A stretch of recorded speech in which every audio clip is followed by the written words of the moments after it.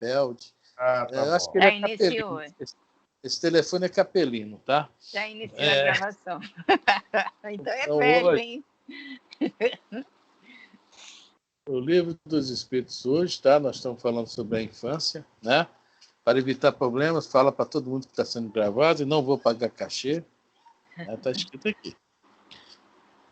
E nós estamos na pergunta 382, né? Isso. Isso mesmo? Sim. Ótimo. Pensei que já tinha falado alguma coisa sobre ela na última aula, mas tudo bem. Tinha que falar de novo? Bom, mas é ela que está marcada aqui. Uhum. Alguém... todo mundo já viu? Já está com o livro na mão? Vamos lá, Elisa? Vamos lá. Livro dos Espíritos, parte 2ª, capítulo 7, da volta do espírito à vida corporal, pergunta 383. Qual para este é o espírito, a utilidade de passar pelo estado de infância? Elisa, essa é 383. Não é 383? Para mim é 383. Não sei, mas vamos fazer Não, por isso que eu falei, vamos ler a 382, que aí você falou. Você Está falou? marcado aqui. Eu falei, não, tem alguma coisa que eu não falei sobre ela. Eu Vamos entendi repetir ela. 383. Desculpa. Não, tá tranquilo. Vamos voltar. Nós paramos na 382. Tá bom. Isso. Obrigado, seu Uma Roberto, coisa pelo aqui. socorro. Isso, Roberto. 382. Durante a infância, sofre o espírito encarnado em consequência do constrangimento que a imperfeição dos órgãos lhe impõe? Nós falamos de uma coisa, mas sempre tem algo a mais que a gente às vezes não comenta, né? Esquece ou não prestou atenção. Essa pergunta aqui também, nós falamos o seguinte, que logicamente que o espírito não sofre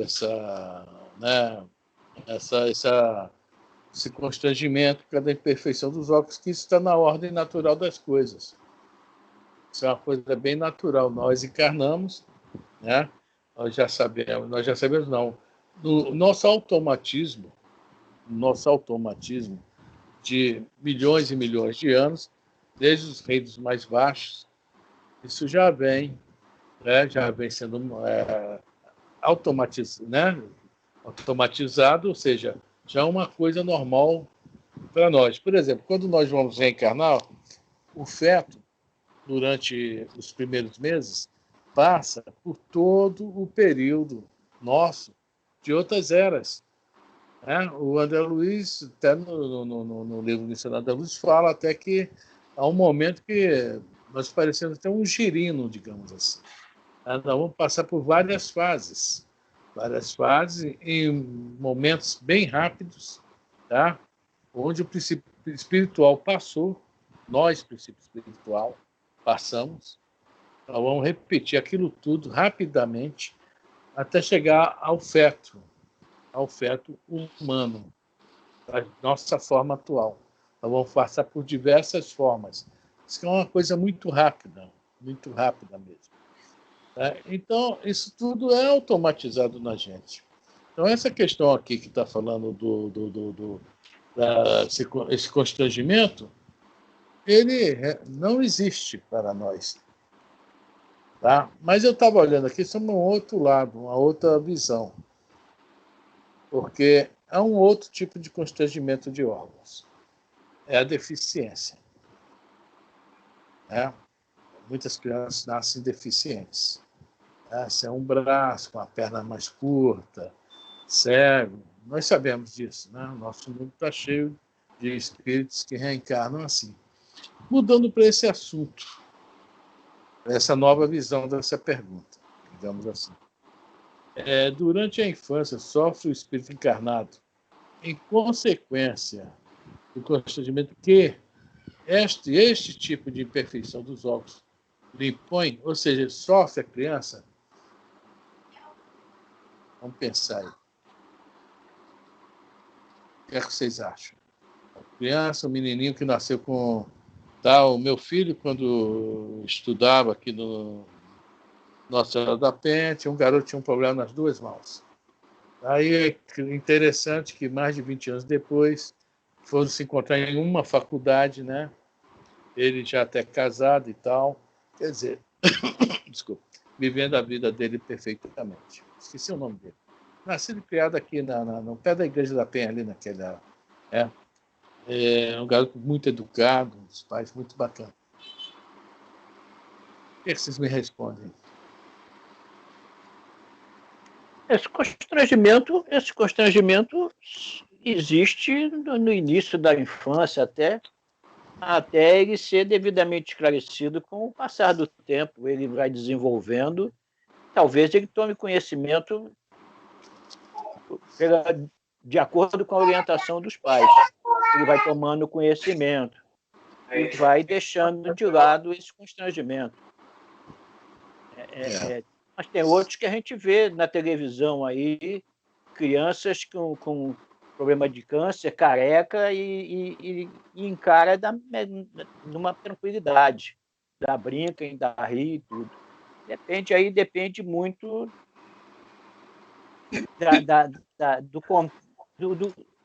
das orientações que os pais passam para essa criança. Boa noite. Boa noite, Marli. Boa noite. Então, vamos lá. Alguém mais fala alguma coisa? Só o Alberto tem uma opinião legal aí. Bem, Elisa, Jô, Marli está chegando agora. Eu também concordo, sabe, Afrânio, com o seu Roberto. Porque quando a criança tem a orientação dos pais.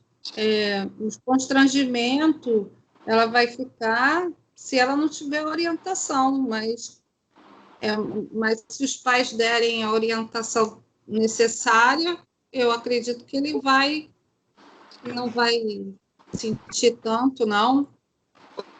Eu, por exemplo, quando eu era pequena, eu tinha um problema de coluna e eu precisei usar um aparelho ortopédico. E aí, naquela época, era um aparelho que pegava até o pescoço, todo de ferro. Ele vinha do quadril ao pescoço. E muita gente não entendia por que eu estava com aquilo. Eu parecia um robô. Aí as pessoas ficavam me questionando e muitas das vezes eu fiquei constrangida. Mas é porque eu não tinha conhecimento. Então, eu chorava, eu não queria ir para a escola. Foi um terror. Alguém mais quer falar? Que a Cláudia chegou no ponto. Eu acho que até a criança ter aquela maldade, quer dizer, não sei quanto tempo, 3, 4 anos, não sei. Ela não vai nem perceber, umas com as outras vão brincar, não tem problema nenhum. Mas quando se torna, né, mais velho, começa a maldade, né, ter aquela maldade, começa o bullying, aí a criança começa também a ver que ela não é igual às outras, né? Então, vou dar um exemplozinho. Vocês lembram perfeitamente da Fernandinha, filha do Fernando, isso, né? Né? Ela estudava aqui no Eurico Dutra.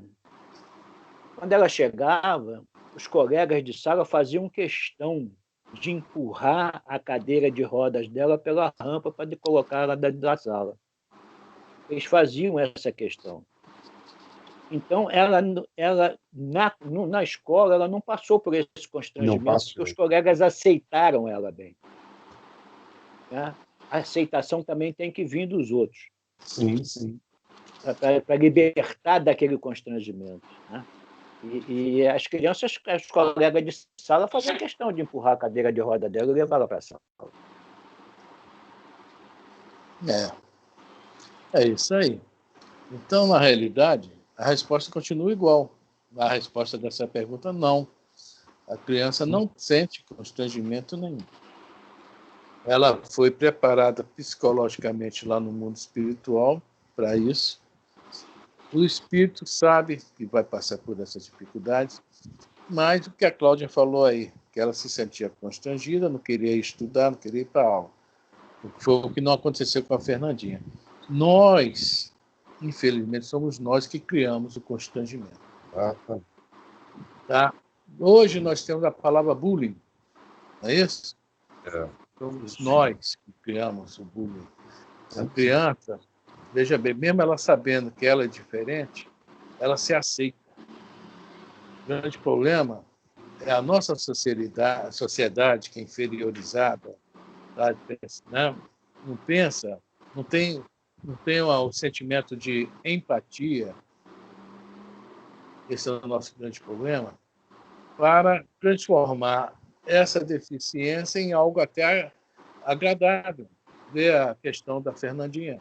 Tá? Cria-se uma afetividade no grupo, né? Ela passa a pertencer ao grupo com todas as suas dificuldades. Ela não é exclusa, não é excluída de nada. Esse é o nosso grande problema também. Então, depois eu estava pensando nisso, né, sobre essa pergunta. Tá? Não há só o constrangimento, estou falando constrangimento físico também, né? Nós colocamos a pergunta nesse aspecto aí, né? Posso falar? Pode falar, Elisa. Eu estou olhando aqui, eu fiz uma arrumação aqui no Minha Bagunça, agora dá para botar o iPad aqui em pé, dá para ler 2 iPads ao mesmo tempo. Então está aqui assim, na Filosofia Espírita, né? Aquele livro do Miramês, né? Está escrito assim, referente a essa pergunta. Em se falando das crianças, a imperfeição dos órgãos já lhes obriga a não pensar nem expressar o que guardam acumulado em suas experiências. Então, assim, grande parte desse constrangimento também pode vir do próprio espírito em não aceitar aquele corpo. Então, essa imperfeição, no momento em que ele não pode expressar, não tem problema. Se o corpo tolhe suas faculdades, certamente que isso tem um objetivo, o de ficar em estado de descanso, refazendo força para novas lutas na carne, que não são fáceis. A mensagem do Espiritismo à humanidade é para o devido preparo, principalmente para entender como receber os recém-vindos ao mundo, pois que vai ser entregue a eles o comando de todas as nações e de todos os lares, para que esses no futuro vivam na suavidade do amor e da caridade. O constrangimento dos órgãos das crianças é para o bem delas. No fundo, é refazimento das forças.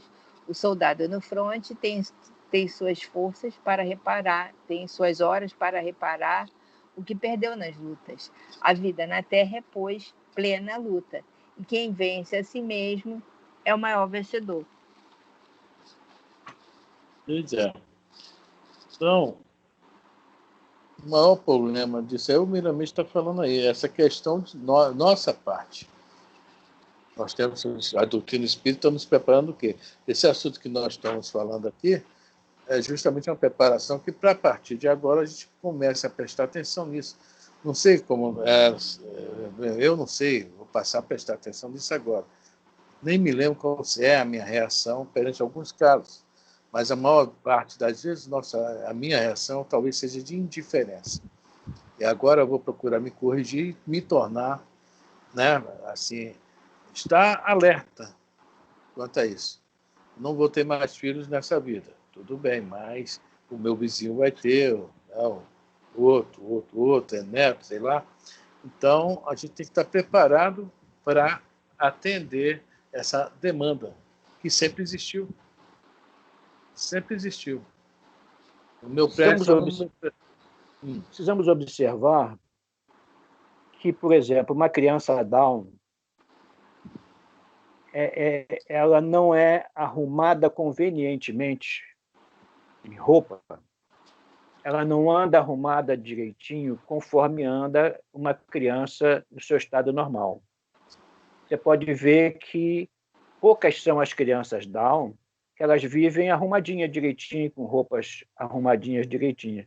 Geralmente elas são vestidas de qualquer maneira. Isso aí depende da mãe, depende da família. Elas não são arrumadinhas conforme é uma criança normal. Isso percebe-se claramente. Aconteceu aqui muitas vezes, já deve ter visto isso aqui no IAPI, a diferença de uma menina lá da Rua 13, que passava todo domingo por aqui com a mãe, Down, e era arrumadinha direitinha, e outras meninas vestidas assim de qualquer maneira. Então, isso aí também vai muito da família, né? Aí, no caso, é aquilo que você falou, vai muito da sociedade, né? Sociedade. A família e a sociedade, né? Que a gente sabe que essas mães geralmente estão preparadas para ter esses filhos, que é uma tarefa complicada, né? Nós sabemos que é uma missão mesmo, né? Aqui no prédio tem vários casos desses, vários. E cada criança com Down, que tem aqui, ou não, outras deficiências, né? A gente vê o espírito ali, porque a personalidade é totalmente diferente de um para o outro. Eu acho isso muito interessante. A aceitação de algumas coisas. Tem um aqui que é rebeldezinho, é engraçado ele. Né? E assim, o outro já é mais pacato. Quer dizer, a gente vai vendo tudo isso. E nós, não pais deles, estou falando nós, a sociedade, também temos que estar preparados para receber essas crianças e esses adultos. Né? Então, bom, é só isso que eu queria falar sobre essa pergunta, fazer essa ressalva que talvez tenha ficado para trás, né? Nós falamos muito sobre a questão dos órgãos estar em evolução junto ao corpo, o corpo físico está crescendo junto ao espírito, para se adaptar, mas há esse porém também nessa questão, né? Vamos ler ela de novo? Alguém quer falar mais alguma coisa? Carlos, eu Oi. quero. Fala, Marli. Eu estou pegando o ponte andando, né? Sim, mais ou menos, vocês estão falando de criança que aceita outra criança e tal. Como você falou, tem adultos que não aceitam o filho com Down. Eu fui uma vez no Rio Comprido e aí passou uma moça com a filhinha dela, que é Down, era Down, continua sendo. E aí eu dei um sorriso para a menina. Aí ela virou para a mãe e falou assim, mãe, ela está rindo para mim. A mãe virou e falou assim, está rindo para você ou de você? Aquilo me chocou tanto, a postura da mãe com a menina, aí a menina, o que, mãe? Não entendeu. Aí, quando a menina olhou para trás outra vez, eu mandei um beijo para ela. Aí ela virou e falou assim, mãe, ela está mandando um beijo para mim. Aí foi que a mãe olhou para trás, sorriu e falou para ela, manda um beijo para ela também. Aí a menina foi e retribuiu o beijo, e eu mandei o beijo para ela. A mãe já... vendo isso, por um lado, assim, meio constrangido, né? Constrangeu a menina e se calçou, achando que eu estava rindo da menina, no caso, né? Ela falou, você está rindo, ela está rindo de você? Está rindo para você ou de você? E a menina, tadinha, ficou sem entender por que a mãe falou aquilo. Aí eu já mandei um beijo para ela. Fiquei mandando beijo para ela. E, mãe, ela está mandando beijo para mim. Aí ela, manda para ela também. Aí a menina mandando beijo, ela olhou para trás, deu um sorriso e seguiu com a menina. Então, você vê como a mãe já estava cascuda aí na questão do constrangimento, né?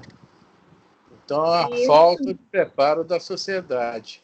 Eu fui ver. Eu estava mexendo na internet, não sei porque me chamou a atenção ontem, não sei o nome do filme, eu esqueci de procurar.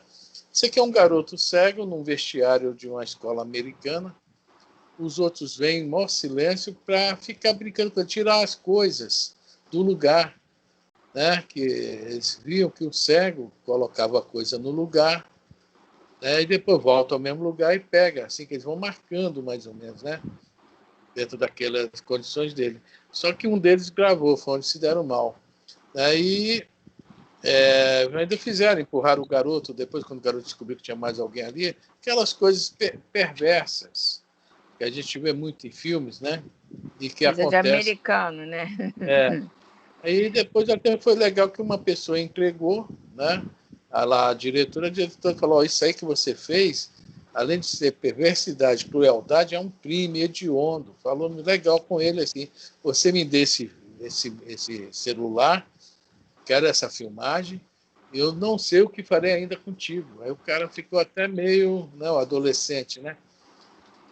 Infelizmente, não é só lá nos Estados Unidos, não, Melissa. Aqui a gente vê muito isso também, né? Infelizmente, né? Mas lá, como sempre, começa por lá, que dá uma ideia, né? A ideia vem nos filmes.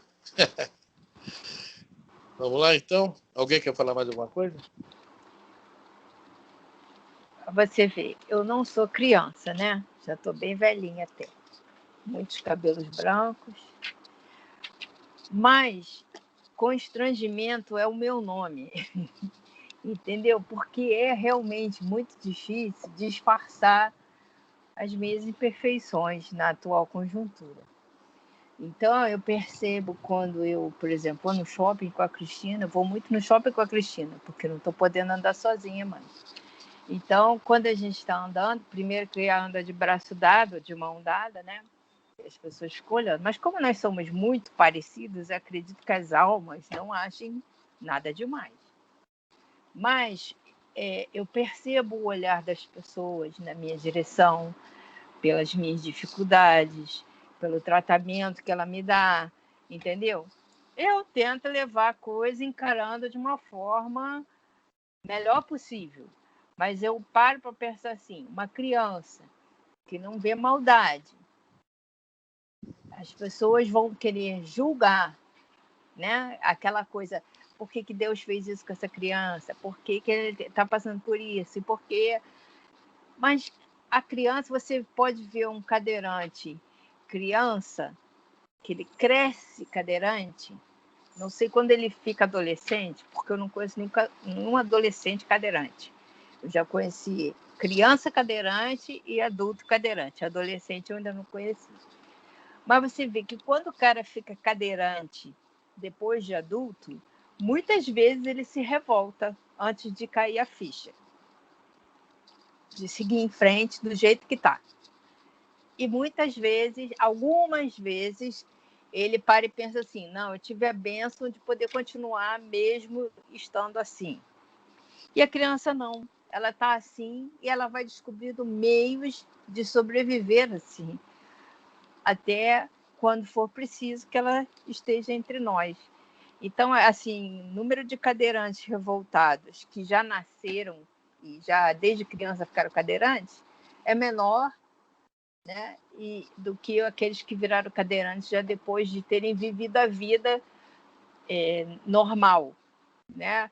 A base do normal é o que a gente faz, então, 2 pernas, andando, braço, olhando, comprando, gastando, vivendo, né, aproveitando e tal. De repente, o cara muda de vida, ele demora um pouco para entender isso, né? E a criança que já vem nesse estado, apesar dela passar por certos preconceitos, fica mais fácil de você explicar às pessoas, explicar para ela, encaminhar ela na vida normal, né? Quer dizer, fazer com que ela seja normal na vida normal, entendeu? É confuso, né? Se alguém discordar de mim, também pode falar. Você colocou uma situação interessante, sim, porque a criança, né? Vamos falar que sempre há espíritos rebeldes, lógico, mas é uma grande minoria. Mas alguns se tornam rebeldes justamente sobre isso que nós estamos aqui, é o motivo do nosso estudo. Falar sobre essa questão da sociedade não estar preparada para aceitar. Muito ao contrário, né? Esse problema que às vezes não existe é criado. A pessoa passa a se sentir o tanto constrangimento que até então ela podia não se sentir mal, mas passa a se sentir mal porque a própria situação em que ela caminha, né, que levam ela, né, vai aborrecendo, vai chateando. Então é criado, às vezes, um sentimento que não deveria ter. Né? Era criado um sentimento que não era para ter. Tá? Isso aí, vai vir essa revolta aí, em alguns casos. Alguns casos nós sabemos que é normal do espírito, mas tenho certeza que a maioria dos casos dessa revolta é criado pela falta de preparo da sociedade. Sim, sim. Em Existe aquela frase tratar, que ser diferente é normal, mas nem todo mundo pensa assim, entendeu? Porque nós não somos iguais. Na verdade, nós não somos iguais. Um tem um miopia, outro tem astigmatismo, outro enxerga bem, o outro não tem a visão, o outro não ouve bem. Ninguém é igual. Outro é muito bonito, é fogo. É como assim. Outro tem a perna esquerda que nem a minha, que parece que eu tenho uma bota até o meio da canela. Todo mundo olha disfarçadamente para minha perna. Mas não é? Não, e o disfarçadamente é mais engraçado, né, seu Roberto? Que a pessoa vira assim, de repente, tum! A gente e aí a pessoa não para de olhar mais. Impressionante. A gente percebe disfarçadamente. É em loja, é na rua, é andando na rua. Cara, é impressionante. Uma vez o moço atravessou a rua do outro lado, veio do meu lado para falar comigo. Ficar assim é muito difícil, né? Eu fiquei parado olhando para a cara dele. Eu olhei assim e falei, ficar assim como? Entendeu? Ficar assim como? Aí no final ele falou, não, eu tive um AVC também, mas ele nem parecia assim que tinha sequela, sabe? Eu falei, cara, o cara veio de lá do outro lado da rua para falar comigo. De repente queria até dar uma força, né? Mas achei engraçado. O que ele me deu foi um susto, né? Ficar assim, é muito difícil. Tem coisa pior. O meu vizinho aqui de cima, que bateram no carro dele, tá com a mulher e o filho com câncer no cérebro. Tem coisas piores no nosso mundo. Pois é. Então. Bom, alguém mais quer comentar a pergunta? Então, quem não concordar comigo também tudo bem, gente. Eu não sou unanimidade nesse assunto, não. Eu só não concordei nesse negócio de ver você e a Cristina são muito parecidas andando de mão dada. Vamos pensar que são irmãs, é isso? Não. Ou é avó e neta? Não, pensar que são namoradas. Porque as pessoas também têm um preconceito enorme com isso, entendeu? Ver o casal de mão dada, olha logo assim, sabe? É igual pensa o Roberto, não quer olhar, mas o olhar não consegue desviar. A vida agora é assim, meu filho. A pessoa te olha assim, de cima a baixo. Infelizmente, né? Não era para ser assim. Pois é. Vamos lá, vamos ler a pergunta de novo? Então, vamos lá. 382. Durante a infância, sofre o espírito encarnado em consequência do constrangimento que a imperfeição dos órgãos lhe impõe? Resposta. Não. Esse estado corresponde a uma necessidade. Está na ordem da natureza e de acordo com as vistas da providência. É um período de repouso do espírito. Bom, por isso nós estamos continuando, só uma coisinha, só para fechar o assunto. Por que aquele espírito nasceu, né, com deficiência visual, cego? Por que ele nasceu mudo? Por que ele nasceu com alguma atrofia na mão ou nas pernas? Está falando aqui, né? Está na ordem da natureza de acordo com as vistas da providência. Então, conforme repito, logicamente, toda regra há exceção. A maioria que reencarna assim já sabia, aceita e vai embora. Mas nós que criamos para esses espíritos o constrangimento que os leva à rebeldia. Esse é o nosso papo de hoje, dessa pergunta. Tá? E na próxima vida, nessa e na próxima parte, a gente procure se corrigir e aprender a conviver com isso. Né? Não existe diferença. Eu até lembrei de um lance interessante, não sei como é que eu fui esquecer disso. Eu tenho uma prima, Marisa Lúcia, que ela nasceu com uma atrofia na mão. Ela tem a mãozinha atrofiada, a mão direita. E ela ela era lá de Muriaé, né? Então ela veio para o Rio para poder fazer o tratamento aqui, porque lá não tinha tratamento. E ela foi criada pela minha avó, e a gente estava sempre lá também, e eu tenho uns primos também que não eram fáceis, né? E eles sacaneavam muito ela por causa da mão dela. Ela fazia muitos exercícios, entendeu? Montar nos equipamentos lá meio arcaicos para ela fazer exercício. Mas os meus primos não gostavam muito de ficar com ela, de brincar com ela por causa da mãozinha. Né? Eu ia lá sempre, nós duas brincávamos muito, aqueles jogos de tabuleiro, na época a gente chamava de víspora, a gente brincava muito. Eu, ela e a outra prima, Sandra. Mas a maioria dos meus primos não gostava muito de ficar com ela por causa da mãozinha dela. É isso aí. Infelizmente, né? Menina boa, inteligente, educada. É esse constrangimento que leva a pessoa à rebeldia, né? Depois virou professora. Né? Mas alguns espíritos, mesmo assim, estão tão preparados que levam isso, né? Levam isso assim, passa por cima disso, né? Graças a Deus. Né? E graças a Deus ela deu certo, deslanchou na vida com a mãozinha dela. Exatamente. E a gente vê muitos casos aí, né? Vê muitos casos aí.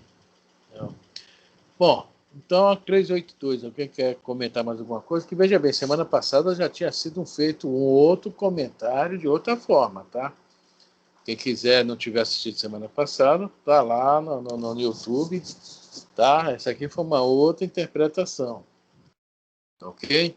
Porque nós fizemos a primeira interpretação sobre os órgãos, tá? Que eles vão se desenvolvendo para a chegada do espírito, que é a pergunta 384, 385. Essa pergunta é interessante, que está numa sequência legal. Tá? Uma pergunta não está atropelando a outra. Não. Então vamos lá, Elisa. Acabou a 382, vamos então para 383. Isso. Qual, para este, a utilidade de passar pelo estado da infância? Ou seja, para este, o espírito, qual a utilidade para o espírito de passar pelo... Bom, isso todos nós já sabemos, né? Já foi falado durante todas as perguntas. Vamos supor que, em primeiro lugar, quando nós reencarnamos, já foi falado também, acho que 2 ou 3 semanas atrás, né, há um restringimento perispírito.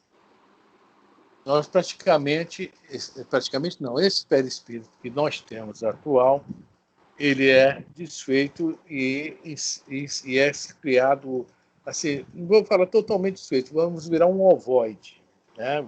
A forma é desfeita, vamos virar um ovoide, e desse ovoide vai se nascer a nova forma. Tá? Isso está no livro Libertação, quando a Luiz fala sobre isso. Ele já viu vários tipos de ovoidização, e essa é uma delas, na reencarnação.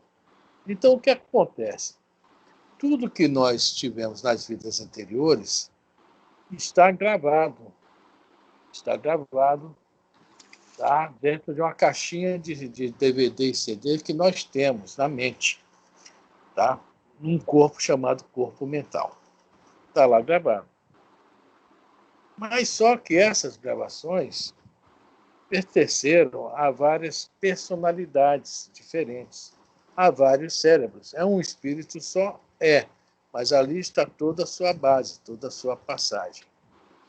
Quando nós vamos reencarnar, quando nós entramos no ventre da nossa futura mãe, começa essa preparação dessa nova forma. E essa nova forma, ela vai ganhar um cérebro novo. E esse cérebro está ligado a essa nova vida. É assim, digamos, um CD virgem desse cérebro. Ele não alcança nada das vidas anteriores. Tá? Então, por que essa questão aí de não alcançar? Os espíritos nos falam o seguinte: é a bênção do esquecimento. Tá? O espírito que vai, o reencarnante, nós, alguns anos atrás, entramos nessa vida, tá? Com uma nova forma, um novo perispírito, um novo cérebro. E aquelas lembranças estão em nós, no espírito. Então, porque elas estão armazenadas em um lugar que Nós só sabemos isso lá no corpo mental. Né? Que nem caviar. Sei que existe, mas só ouço falar. Né? Então, veja bem, essa questão da bênção do esquecimento é uma das coisas mais importantes que existe para nós na reencarnação. Porque quando nós esquecemos o que é bom para nós e o que é ruim para nós. Já imaginou, né, se nós nascêssemos, né, olhássemos para o lado, um irmão nosso, um primo nosso, pô, cara, eu te conheço, não gosto de você não.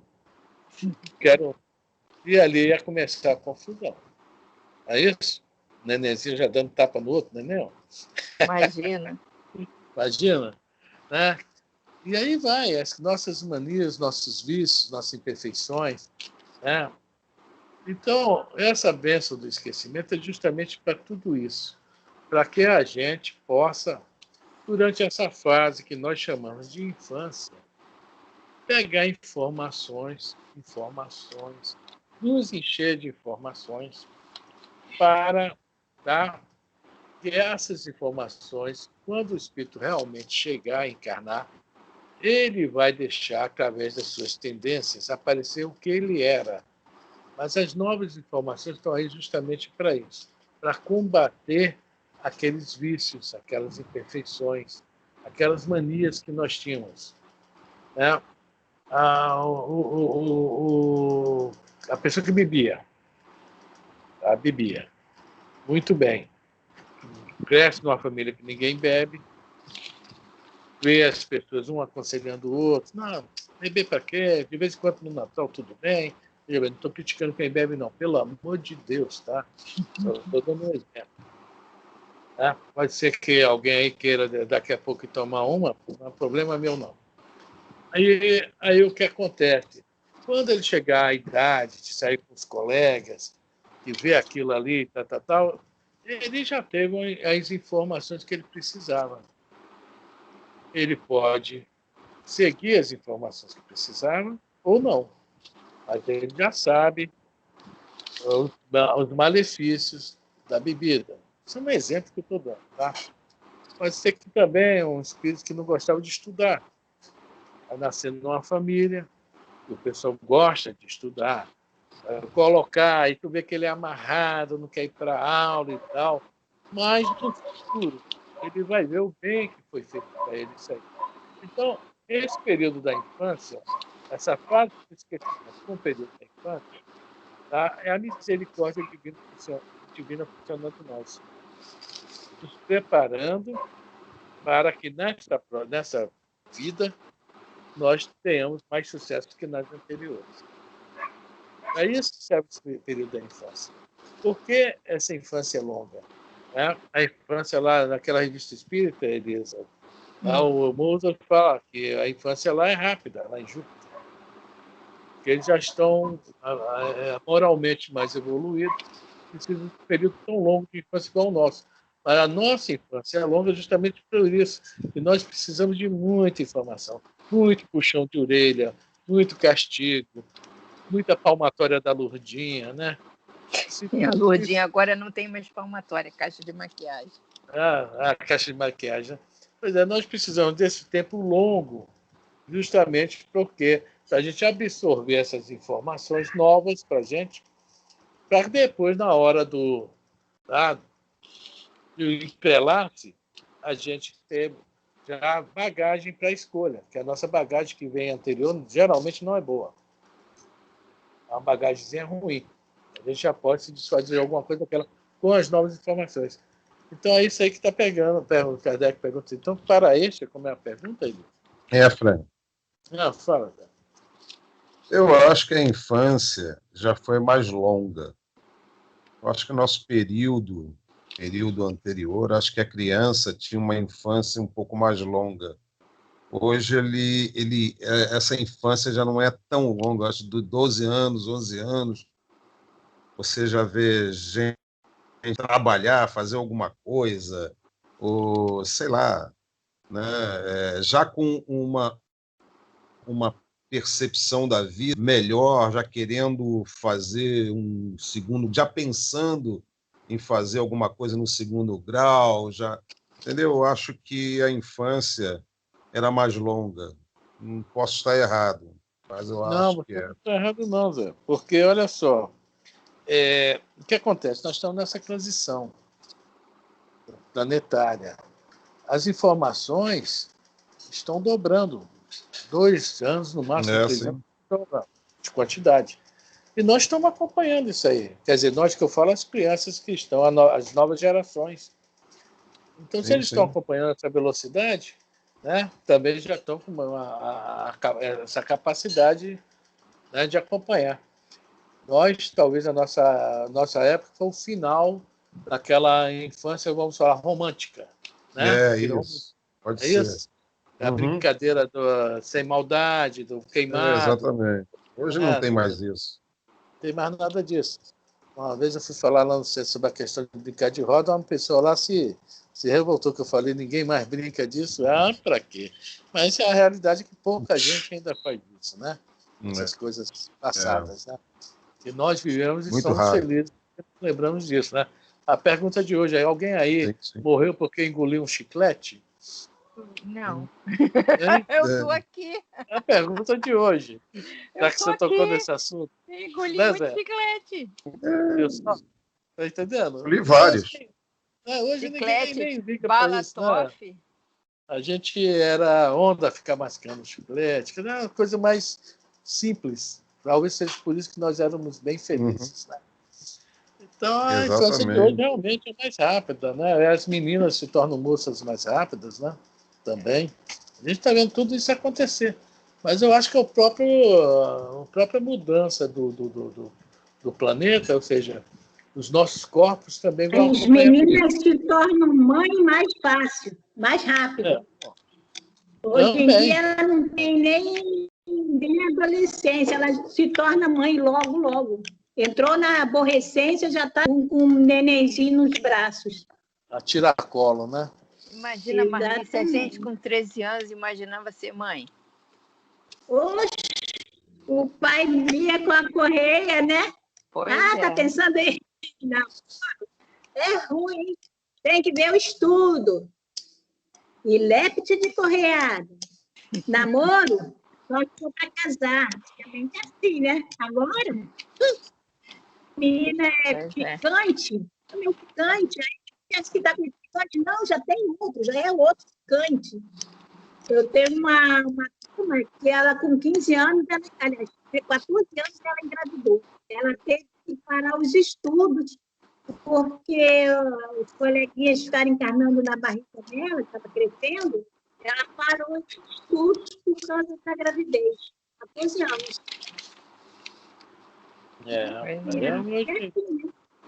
São os finais dos tempos, viu, Marli? Os finais dos tempos. O pessoal fala, né? Mas essa mudança, toda mudança é necessária, né? E nós estamos num período de mudança que realmente foi avisado, está acontecendo. Nós estamos assistindo, nós hoje somos privilegiados. Nós somos uma geração que a nossa atual, assim, que eu falo, a nossa idade, nosso amadurecimento atual está nos dando. Veja bem, nós estamos assistindo isso, podendo fazer essas comparações né, do nosso tempo com esse, uma boa. Vamos ver as mudanças acontecer e participando delas também. Né? Eu acho que para o espírito isso é uma coisa maravilhosa. Nós, espíritos, que eu falo. Então, as coisas, as mudanças estão acontecendo realmente. Realmente, tudo parece que está tudo mais rápido. O ano acabou ainda há pouco. Hoje é dia 17, né, de fevereiro, não é isso? Isso. 17 de fevereiro. Está voando as coisas. E nós estamos dentro desse voo aí. Eu não sei quando nosso avião vai cair, mas a gente está aí planando. Né? E vamos embora. Então, tudo isso está acontecendo. Né? Mas a infância, mesmo assim, ainda continua longa em relação a planetas mais evoluídos. Você vê a infância de um animal. 3 meses, 4 meses, né? Rapidinho o cachorro larga a mãe, o gato larga a mãe, vão viver a vida deles. E assim por diante, né? O bezerro também. Com 5 meses já castra gata. Gato não sei, mas gata já castra com 5 meses. Também, gato também, que minha cunhada castrou tudo de uma vez só, assim, 1 por semana. Eu me lembro, eram 6 filhotes. Então, então, nós precisamos dessa infância, né? Voltando ao assunto. Há essa necessidade de essa preparação para a nossa idade adulta. Isso tudo é um preparatório justamente para nos dar muita oportunidade de crescimento. Agora nós vamos olhar, e o papel dos pais? Tem muito a ver com o que nós falamos ainda há pouco. Daqui a pouco nós falamos, mas agora vamos falar de crianças normais e o papel dos pais. Aí que entra nós, né? Os nossos papéis. Nós estamos sabendo realmente levar as crianças. Até uma coisa interessante, que a Marli, agora, como dirigente da casa, está pretendendo reabrir a evangelização infantil. Olha, é uma coisa importantíssima na casa. Tão importante que uma vez chegou um pessoal lá no Chico Xavier, falou: Chico, nós temos um problema sério lá na nossa casa. Nós só temos apesar como a cidade é um povoado espalhado, nós só podemos nos reunir uma vez por semana. E devido também aos problemas, né, que cada um tem, né? Aí eu lhe pergunto, o que é que nós devemos fazer nessa reunião? Palestra, reunião mediúnica, passes, desobsessão, o que é que você aconselha para nós? O Chico fala evangelização infantil e evangelização dos pais. Isso é o mais importante. E por que eu estou falando nesse assunto? Isso é o mais importante. Porque muitos de nós, quando tinha, né, eu me lembro lá no Maria Vaz mesmo, eu não trouxe meu filho hoje na evangelização, porque ele não quis vir de forma alguma. Porque a evangelização faz algum mal? Não, faz bem. Então, as crianças, em geral, nós estamos aqui para encaminhá-los, direcioná-los. Então, o que nós achamos que é o melhor para ele, dentro do que nós podemos oferecer, do que nós conhecemos, nós temos que aplicar, temos que usar. A grande responsabilidade dos pais, porque esse período da infância é para consertar um espírito problemático. Poucos têm a honra de nascer um santo dentro de casa. Tá? Se você pegar a história aí, a gente pegar a história da humanidade, poucos tiveram São Francisco em casa, a Clara de Assis, um Chico Xavier, um Gandhi, foram muitos poucos. Né? Quem falou que vai sair aí? Tá? A Ju? José Roberto. Tá. Vai com Deus, Ju. Então, Zé Roberto. O Zé Roberto? Falou. Zé Roberto. Falou. Então, o que acontece?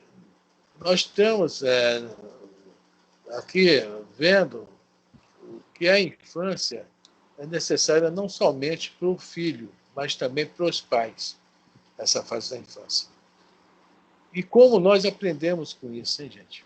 Como eu aprendi naquela evangelização. Estou dando exemplo da evangelização, mas vezes é isso que eu estou falando, pode ser feito dentro de casa mesmo. Nós também estamos aprendendo, né? Alguém comenta alguma coisa? Nada? Ninguém quer se evangelizar ali, não, gente? Vamos lá, Elisa? Vamos. Vamos ler a pergunta de novo? Pergunta 383. Qual, para este, o espírito, a utilidade de passar pelo estado de infância?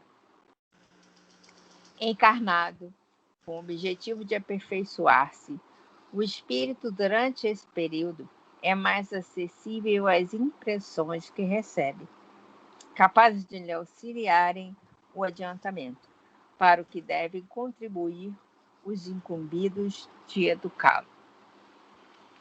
A resposta está aí bem completa. Para o que devem contribuir os incumbidos de educá-lo. Então, a nossa responsabilidade com esses espíritos é muito grande. E quantos pais não transformam seus filhos? Quantos de nós não conseguem ir seus netos, seus sobrinhos, ou seja, aquelas crianças que chegam até nós? Então, nós também temos que estar preparados para isso. Infelizmente, quando a gente vai, eu mesmo, quando fui me casar, casei na Igreja Católica, vi o tal do curso de paz. Eu só fui para lá comer bolo, comer biscoito, comer salgadinho. Até hoje eu não entendi o Curso porquê de paz? Teve o curso de paz. Para batizar, aliás, casar não, desculpa, para batizar os filhos. Tá. Desculpa. Agora eu entendi. Para batizar os filhos. Porque não era levado tão a sério, nem por quem fazia, nem por quem ministrava o curso. Mas é uma coisa muito séria para todos nós. É uma necessidade. E o que é melhor? O aprendizado, né? O que nós aprendemos nisso aí é uma coisa que nunca vai se perder. E na próxima vida nós seremos também melhores filhos e melhores pais. Funciona dos dois lados, isso aí. Alguém mais comenta alguma coisa? Não.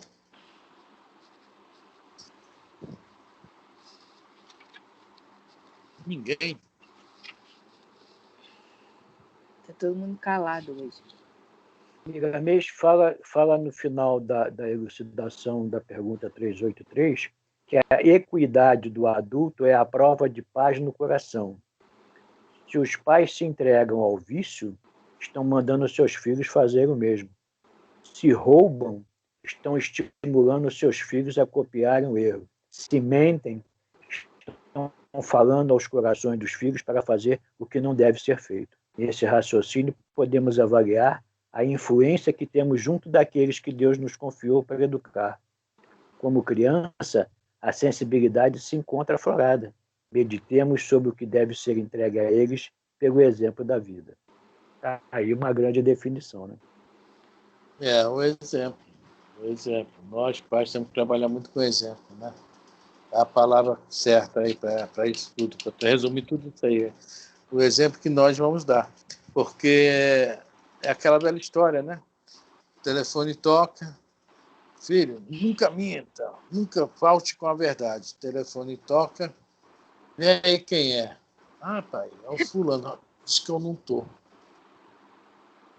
O que é que nós estamos ensinando aos nossos filhos a ser? Mentir, fugir dos problemas. Olha só. Então, o exemplo que o Miramês fala aí está acima de tudo. É a nossa posição como pais e educadores. O espírita pode também se considerar um educador, porque nós estamos nos educando, e isso aqui, a tendência é o quê? A gente passar isso para frente, né?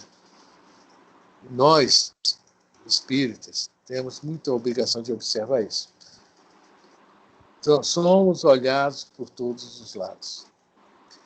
Todo mundo, quando fala, o fulano é espírita, a pessoa passa a ser mais examinada, né? Passa a ser mais analisada. E realmente... A Ju também vai sair. A Ju também já vai? Boa noite, Ju. Bom, o que eu tinha que fazer até agora era só isso aí, né? A 384 é muito longa, a pergunta 384, vamos deixar ela para a semana que vem, né? Alguém quiser comentar mais alguma coisa?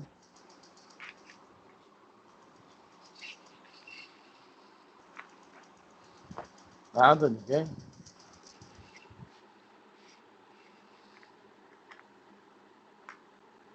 E o Zé fez a prece e não fez a saída. Quem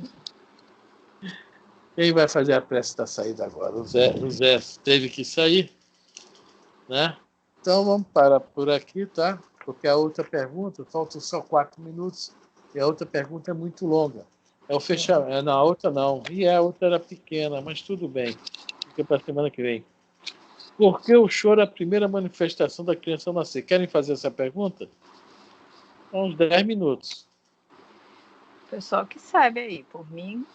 Por mim pode fazer. Por mim pode fazer. Vamos lá então, Elisa.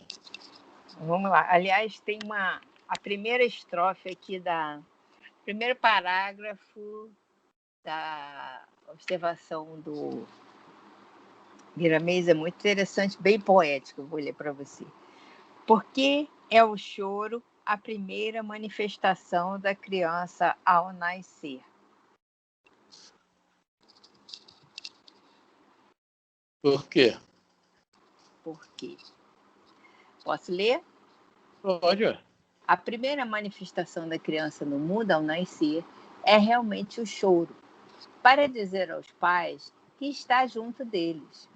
Os pais, principalmente a mãe, ao ouvirem o primeiro choro do filho, sentem alegria a somar em seus corações, que nesta hora se encontram em estado de alta sensibilidade.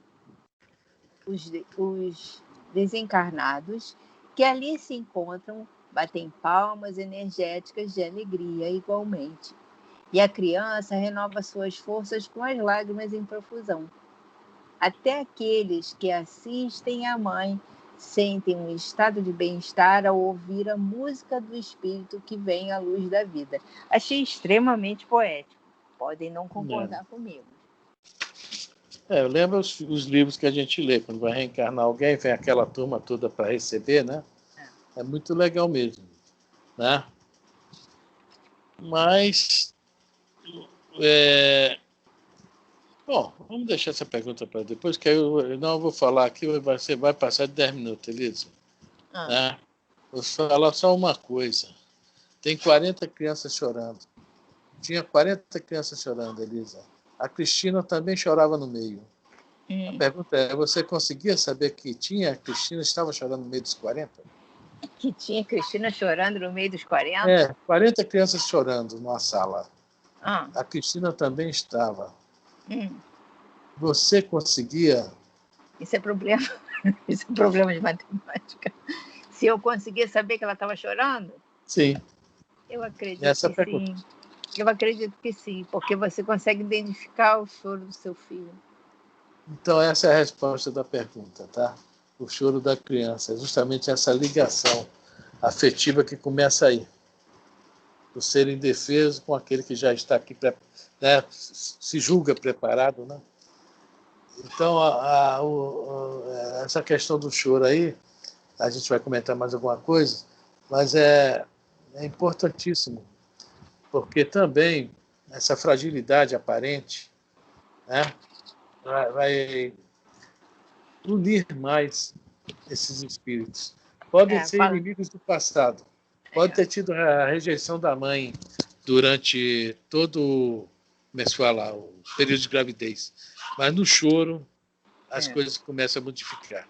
Aqui fala assim, a criança chora estimulando a mãe e o pai e os que cercam para ouvi-la. Isso. Tá?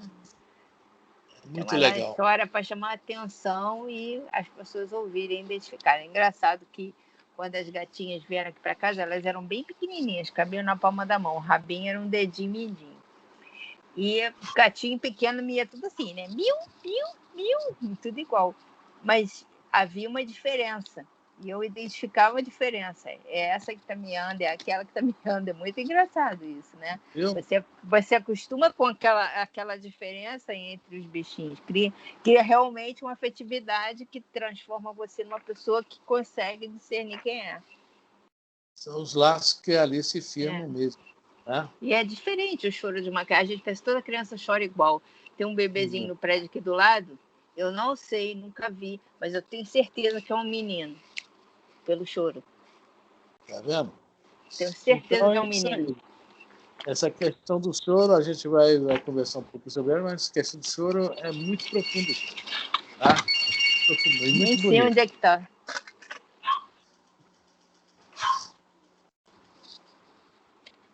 Pronto. Bom, vamos encerrar então. São 8h30, 8h31. Né? Alguém quer fazer a prece? Alguém quer comentar mais alguma coisa? Alguém quer chorar aí para a gente ver como é que é?